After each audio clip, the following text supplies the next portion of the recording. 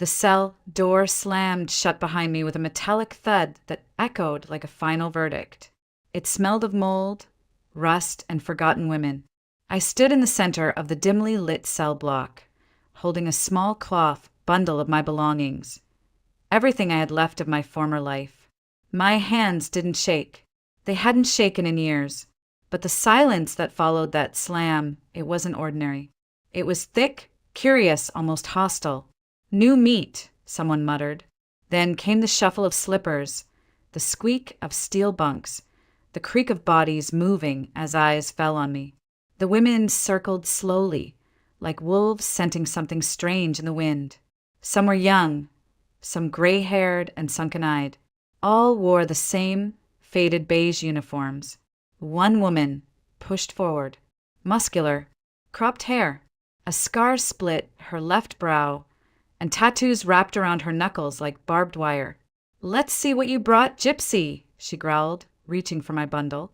I looked into her eyes and said quietly, "Nothing you'll need, Sandra." She froze, just for a second, just long enough. The others stilled. A murmur swept through the cell.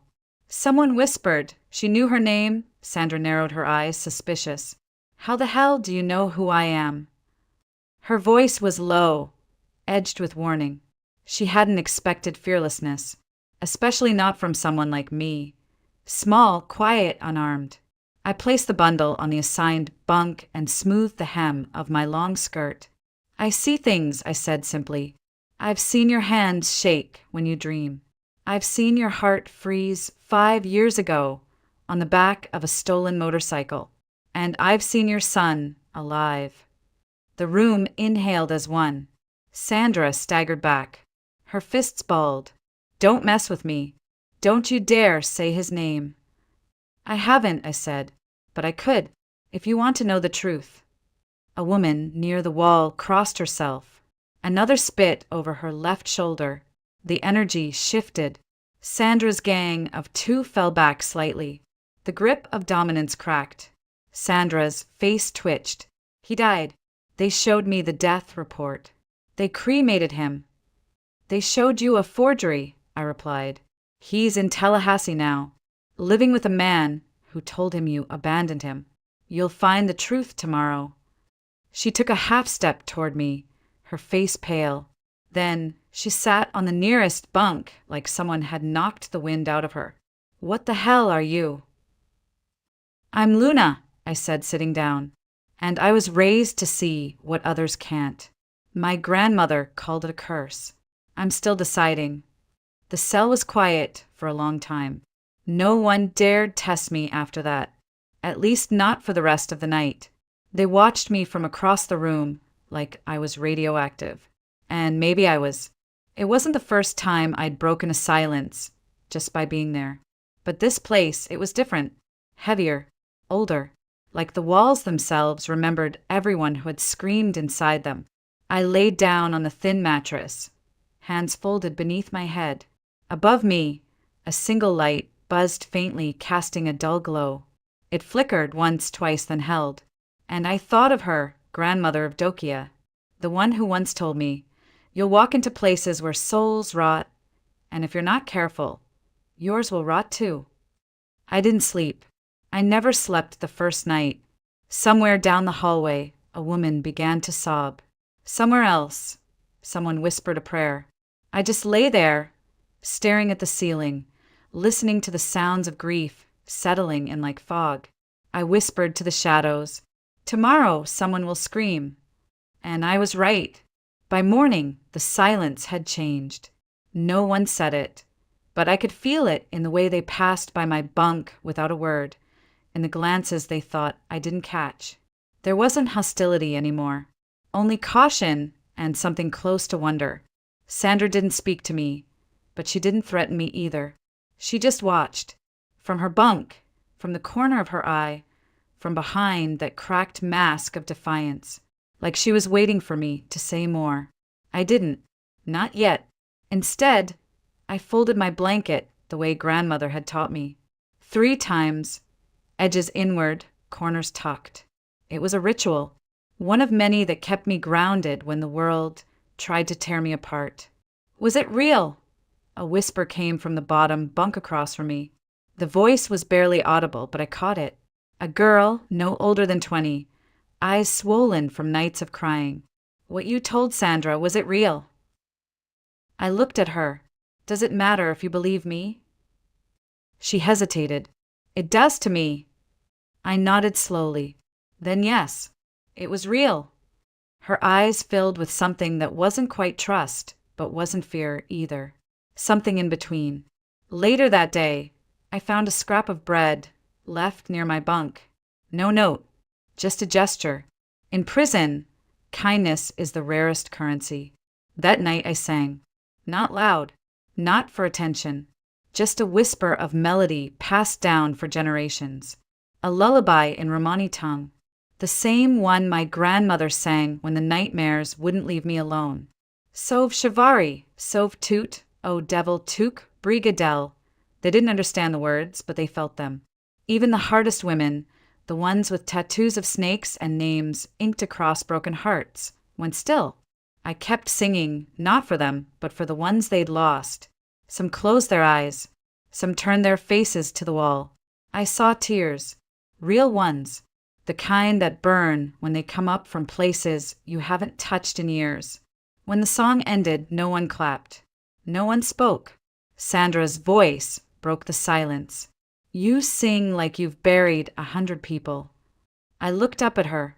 More than I care to count. She leaned back on her elbows. That's a damn shame.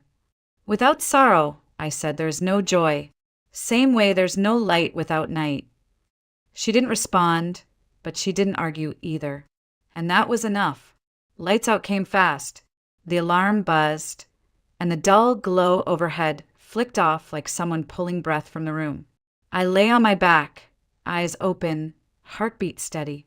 I heard someone whisper, "Good night, Luna." It wasn't just a word. It was an opening. The next morning, the guards came for me. "Alvarez, warden wants to see you." Whispers rippled through the cell block. They always did when someone got called upstairs. But with me, there was a different kind of tension in the air.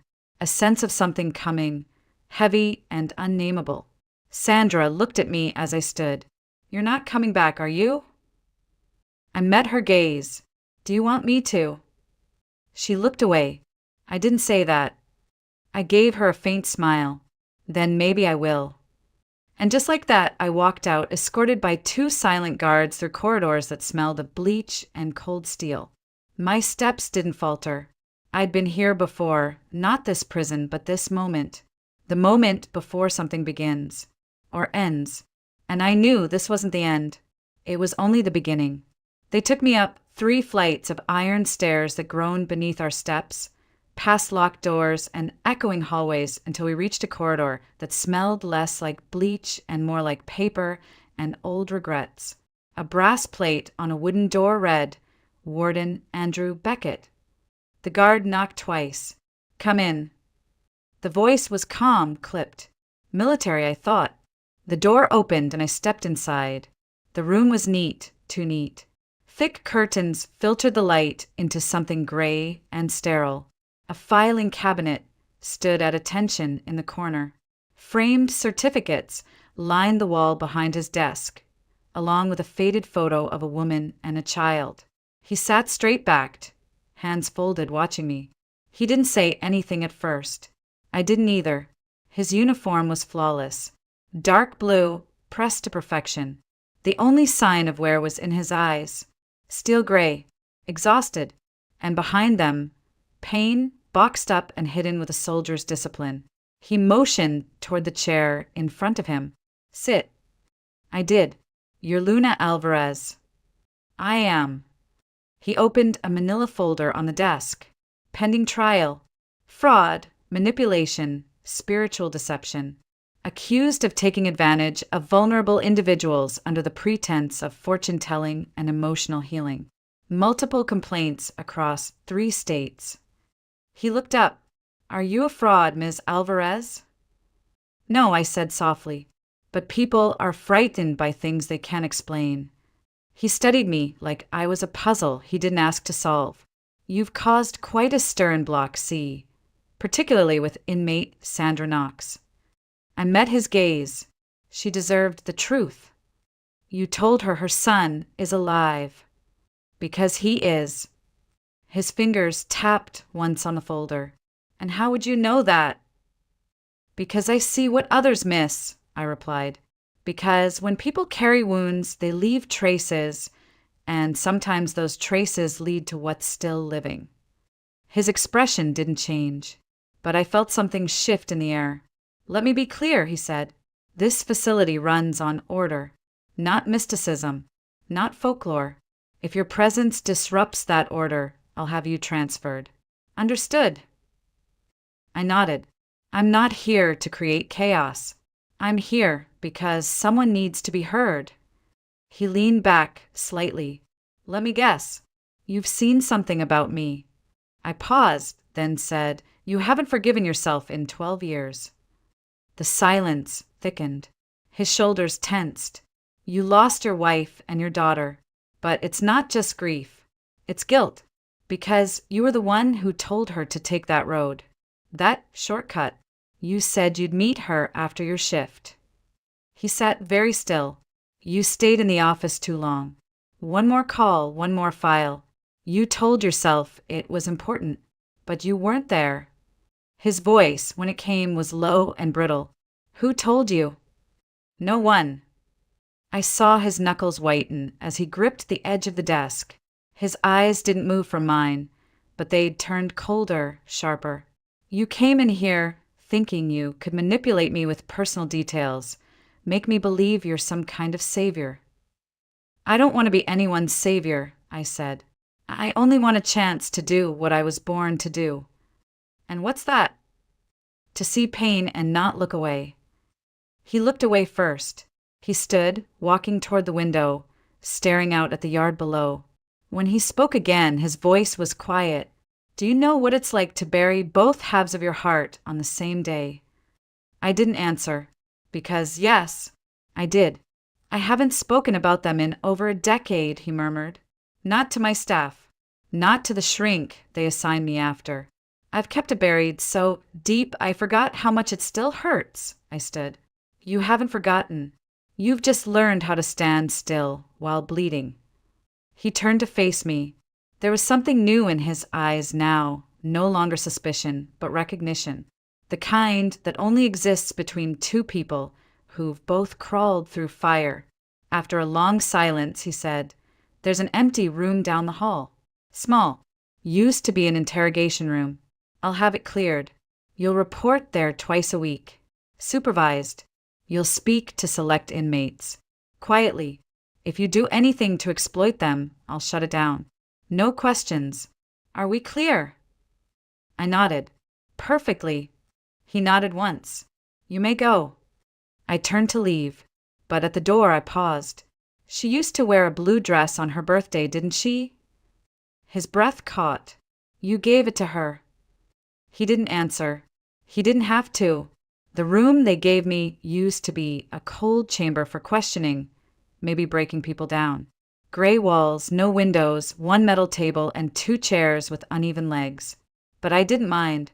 I'd sat in worse places. I'd heard truths in stairwells and hospital bathrooms, in the back of a bus where no one was supposed to listen. Here, at least, I had a door. The first case they brought me was almost insulting. A petty theft.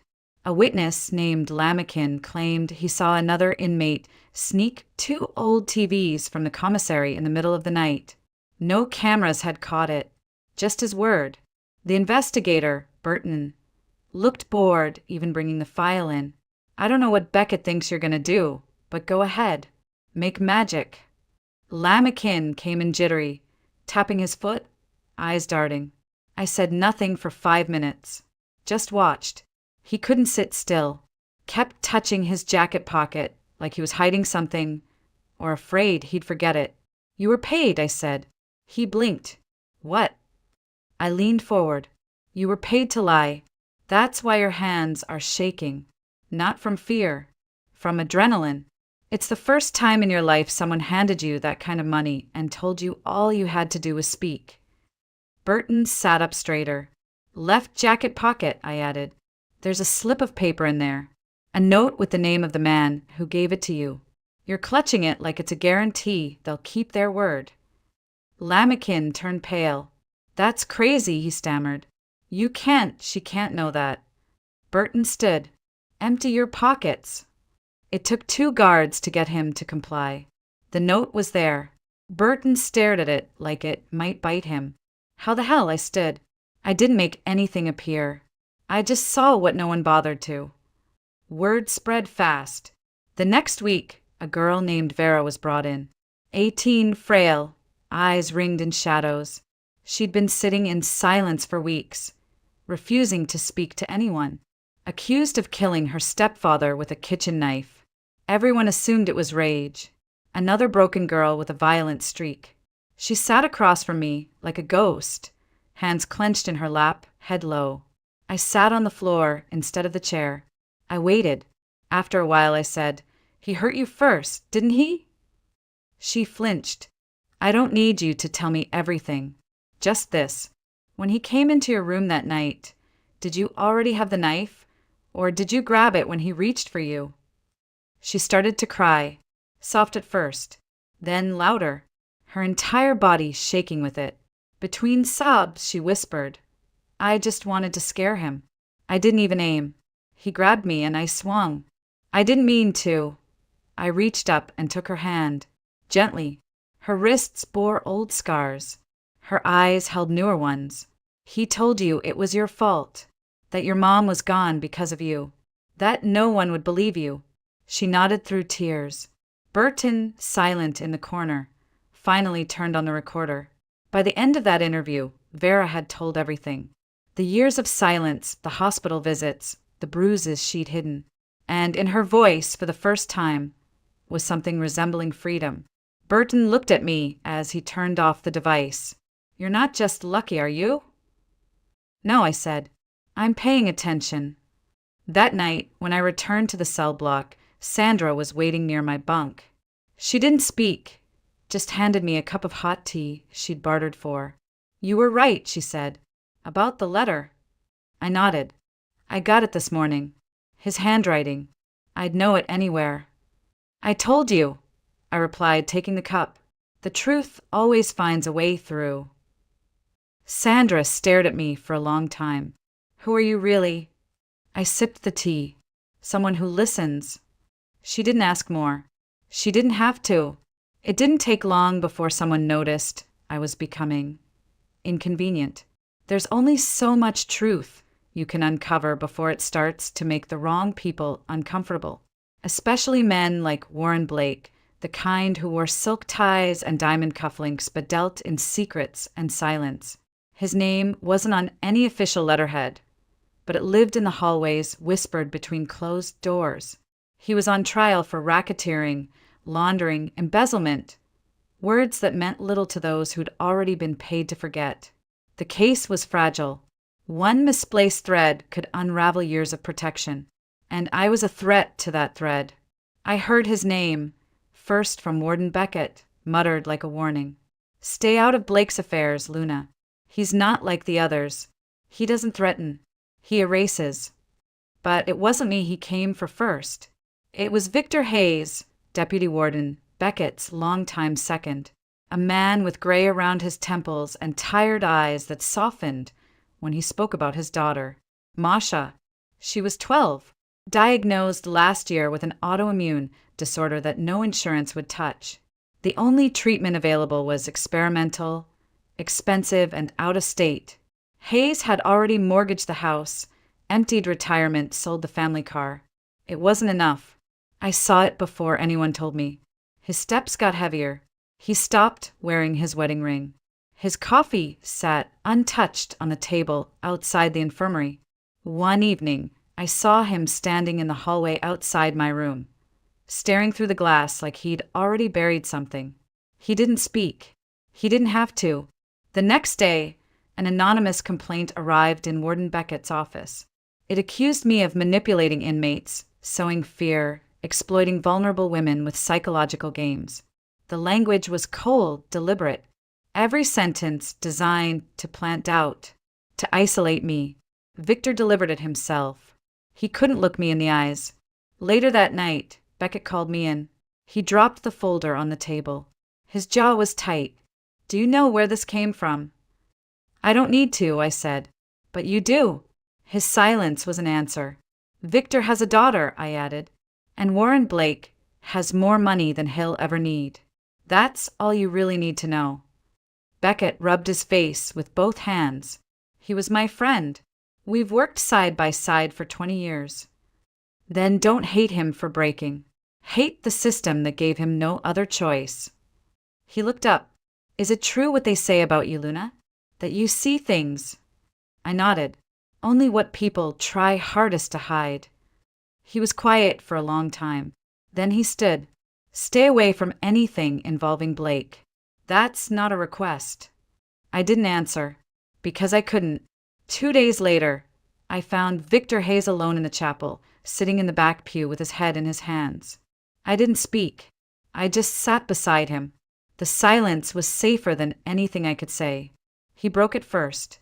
"She's getting worse," he whispered. "And Blake offered everything. Treatment, flights, a private room. All I had to do was make sure you're removed. Not hurt, just gone." "I know," I said. He turned his face toward me. Red-rimmed eyes. "You're not angry?" "I'm sad," I replied. "For you. For her. For what we all become when the world doesn't give us a way out." He stared at the altar. "Do you think God forgives choices like this?" "I think the God you're talking about already cried for you." He didn't speak again.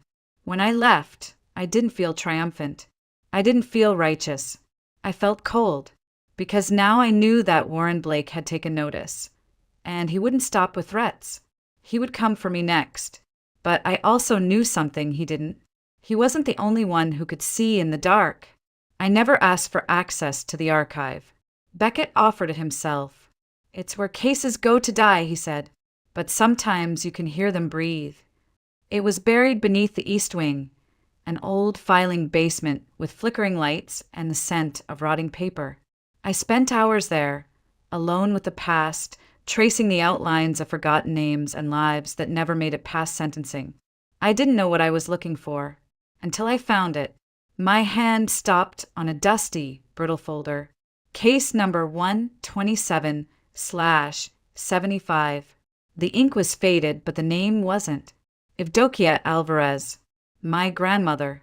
I sat down on the cold floor. The first photo was of a crime scene. A body lying in a small, cluttered room. No sign of robbery. Multiple stab wounds. Cause of death: exsanguination due to internal bleeding. There was a single line in the summary. No suspects identified. Case closed due to insufficient evidence. But it wasn't just that. At the bottom of the page, beneath the seal of the state, was a signature. One that made my stomach turn cold. Captain Ivan Beckett. My breath caught. I read it again and again. It didn't change. The father of the man who now trusted me. The man who gave me this room. The man who looked at me with eyes full of pain, inherited from a silence deeper than either of us had realized. I sat there, unmoving, staring at that name as if it might rewrite itself. It didn't. Later that night, Beckett found me still in the archive, sitting cross-legged on the floor, the file spread before me like a funeral. "You found something," he said. I turned the folder toward him. He scanned the page. His mouth opened, then closed. "My father!" "He was the one who closed the case," I said. "No suspects. No follow-up. It was shelved within a week." He backed away a step, like the file had burned his hands. I had no idea. He never told me, because he was ashamed. Beckett sat heavily on a metal stool near the wall, his hands gripping his knees. I thought he was just tired, bitter, but sometimes when he drank too much, he'd say things about orders he shouldn't have followed, people he couldn't save. Maybe he meant her. I knelt beside him and placed a photograph in his hands, one I kept folded inside the folder. In it, my grandmother stood beside a group of uniformed officers. In the corner, Barely visible was a young man in a military coat with Beckett's chin and his tired eyes. "That's him," he whispered. "Jesus Christ, that's him." "She helped him once," I said, "when he was younger. He came to her in desperation. She saved someone in his family. And then, years later, someone ordered him to bury her truth." Beckett's jaw clenched. "If he knew something, if he was protecting someone, he didn't have a choice," I said gently. "You know how that works better than anyone." He stared at the photo for a long time. Then he looked at me. "What do you want from me, Luna?" "Nothing," I said. "But if this is our story now, yours and mine, we deserve to know how it ends. Not how it was forced to end." He exhaled, deep and hollow. "You want me to reopen this case?" "No," I said. "I want you to open your eyes." For the first time, he looked not at the folder, not at the photo, but at me. And in his expression, I saw something shift. A weight shifting shoulders. A burden reshaping into responsibility. He stood, picking up the file with both hands. "Come with me," he said. "There's someone I need you to meet." I followed him out of the archive and into the next layer of the past neither of us could run from anymore. The meeting room was cold. Not the kind of cold that came from air conditioning, but the kind that seeped out of stone, wood, and secrets. Warden Beckett sat at the head of the table. I stood by the window, arms crossed, trying not to look at the man sitting across from him. Warren Blake. He looked exactly like I expected. Overdressed, overconfident, and underestimating everyone in the room. His smile was thin. His eyes reptilian. "I appreciate your time, Warden," he said, voice silk-wrapped steel. "I know how valuable discretion is to men in your position." Beckett didn't respond. Blake continued, unfazed. "There are a number of complexities surrounding my case. Things best kept out of headlines. Witnesses who may or may not remember clearly. Consultants who may be overstepping." He didn't say my name. He didn't have to. "I've heard," Beckett said dryly. Blake reached into his briefcase, pulled out a sealed envelope, and slid it across the table. "A donation. For the facility. No strings, of course. But I've also spoken with your deputy, Mr. Hayes, and I understand you're under pressure. You don't need more chaos." Beckett glanced at the envelope. Didn't touch it. Blake leaned forward. "We both know how things work. You transfer the gypsy to a quieter place, somewhere with less exposure. It's not personal. It's business. You keep your post. I keep mine." Silence stretched between them. Then Beckett spoke. Slowly, carefully. "You think you can buy my silence with a padded envelope and a smile. I think I can offer you peace." Beckett's hands tightened. "I buried my wife and daughter because of a shortcut I told them to take. I've spent 12 years choking on peace. I don't want it anymore." Blake's eyes narrowed. "You're making this emotional. That's dangerous." "No," Beckett said. "What's dangerous is pretending there's no line left to cross." He stood and slid the envelope back toward Blake. "You just crossed mine." Blake didn't flinch, but something in his expression cooled, like a man mentally flipping to a darker page. "You'll regret this," he said softly. "Maybe," Beckett replied, "but not as much as I'd regret doing nothing." Blake left without another word. I didn't speak until we were alone. "You just handed him a reason to destroy you." Beckett turned to me. "Then let him try. If I've learned anything from you, Luna, it's that fear is what makes cowards of men who are born with courage." There was a moment between us, unspoken, heavy, necessary. I said quietly, "He'll go after Victor next." "I know," Beckett said, "and Victor will have to choose, just like I did." That night, Victor Hayes showed up in my room. He looked older, hollow. "I told him I couldn't do it," he said. I nodded. He offered me everything. Told me I could name any clinic in Europe. Masha would have the best doctors in the world. "What did you say?" Victor swallowed hard. "That I wasn't for sale." He sat on the edge of the bunk, staring at the floor. "Do you Think I doomed her? I sat beside him. I think you showed her what love looks like, even when it hurts. He didn't speak for a long time. Then, almost a whisper, he said, "Thank you." I shook my head. "Don't thank me. Thank the man who refused the envelope." Later, after he left, I sat alone in the dark, staring at the ceiling, listening to the echo of footsteps down the corridor. I knew what was coming. I knew Blake wouldn't walk away quietly. There would be consequences. There always were. But for the first time in a long time, I wasn't afraid, because somewhere inside this broken place, a man had chosen truth over silence, and another had chosen integrity over survival. And that meant I wasn't alone anymore. It was past midnight when Beckett knocked on my door. No guards, no clipboard, just him.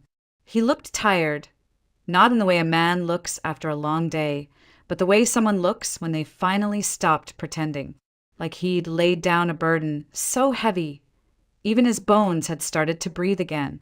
"I can't sleep," he said simply. I nodded and stepped aside.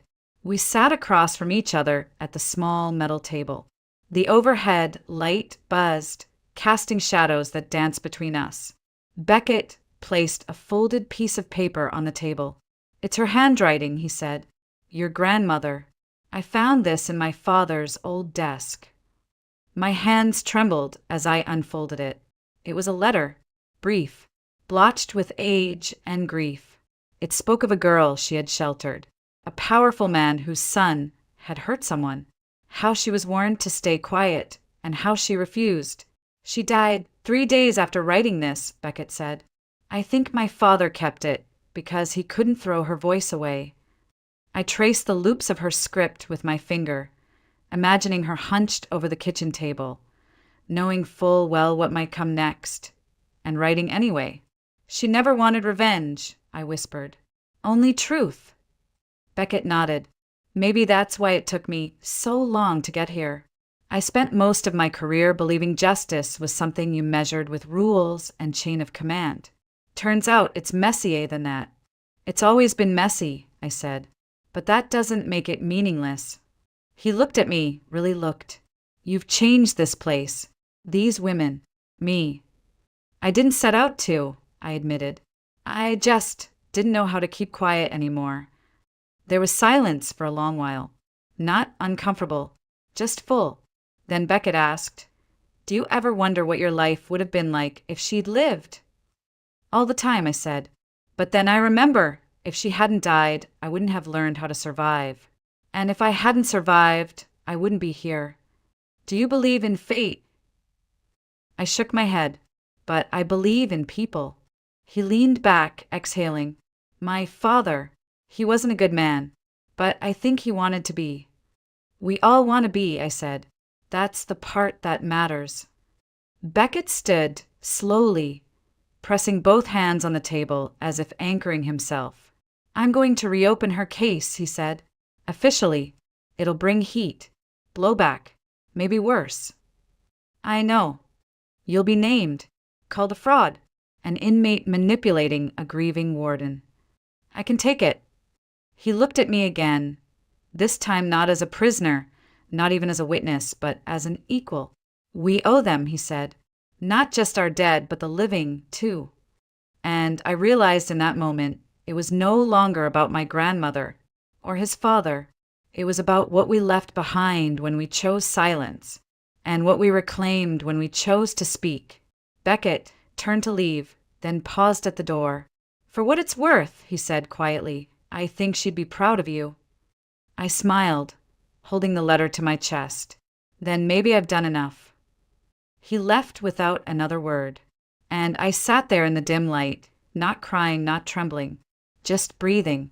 And for the first time in a long time, it felt like freedom. The subpoenas arrived on a Tuesday. No warning, no ceremony, just crisp envelopes on the breakfast trays. Mine was marked Federal Inquiry Witness Deposition. Beckett's had a thicker seal. He opened his in silence. "They're moving fast," I said. He nodded. "Faster than I expected, which means they're scared." "Of Blake." No, he said, of the cracks in his foundation. By Thursday, reporters were circling, not on the prison grounds, but outside the county courthouse. A few old names had resurfaced, men whose careers were tied to Blake's empire, men who had quietly vanished when scrutiny got too close. And women, too. Women like Eleanor Jensen. She arrived one evening in a battered Buick with a folder clutched to her chest. Former court clerk. Retired early. Rumored to have fled the state years ago. She walked into the warden's office, sat down across from Beckett, and handed him the folder. I was there the day the Alvarez file was pulled, she said. Your father didn't want to close it, but the order came from higher. Higher than the captain? Beckett asked. She nodded. From someone with political ties and deep pockets. Blake's father. I think he did it to protect someone. Beckett opened the folder. Inside were copies, photocopies smudged but legible, of a memo dated 1975. The language was vague, the names redacted, but the implication was clear. Pressure had been applied, and the investigation halted by design. And you kept this all these years? Beckett asked. I couldn't throw it away, she said. She was kind. She used to bring food for the courthouse janitors. She didn't deserve to be erased. Beckett looked at me. I stared at the memo. This proves it was never a cold case. It was a buried one. By Sunday, the Attorney General's office had launched a formal inquiry into Blake's business holdings. Old victims began stepping forward. Anonymous statements flooded the hotline. Someone inside the system had opened a door, and now the flood was coming through, but not without consequence. Monday morning, Beckett was called to a closed-door meeting with the state's Department of Corrections. When he returned, his eyes were storm-dark. They're suspending me, he said. For what? Improper communication with federal investigators. Conflict of interest. Undermining operational neutrality. I laughed, bitter. Neutrality isn't real. It's just a prettier word for looking away. He handed me a key. To the archives. I'm not supposed to give this to anyone. Then why me? Because you're not just anyone, he said, and they're going to try to rewrite everything. We need the truth on our side. I clutched the key. Beckett turned to leave, but paused. You know they'll come for you next. I'm counting on it. That afternoon, I was escorted to the courthouse. No cuffs, just a plain suit and an officer I trusted walking beside me. Inside the grand old chamber, the air was heavy with history. A prosecutor asked questions.